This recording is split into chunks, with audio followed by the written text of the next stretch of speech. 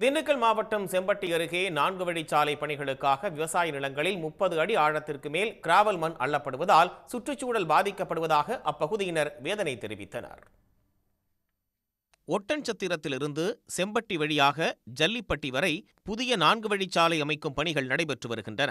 இதற்காக செம்பட்டி அடுத்த புதுக்கோட்டை அருகே பூனைக்கல் பகுதியில் ஒப்பந்ததாரர்கள் தனியாருக்கு சொந்தமான விவசாய நிலங்களை குறைந்த விலைக்கு வாங்கியும் அரசுக்கு சொந்தமான புறம்போக்கு நிலத்தை ஆக்கிரமித்தும் மணல் அள்ளுவதாக குற்றச்சாட்டு எழுந்துள்ளது. சுமார் 30 அடி ஆழத்திற்கு கிராவல் மண் அள்ளப்படுவதால் நிலத்தடி நீர்மட்டம் பாதிக்கப்படும் சூழல் ஏற்பட்டுள்ளது. மேய்ச்சல் நிலங்கள் பாழடைந்து வனவிலங்குகளின் வழித்தடங்கள், ஓடை, குளம் மற்றும் குட்டைகள் அழிந்து வருவதாக அப்பகுதியினர் தெரிவித்துள்ளனர்.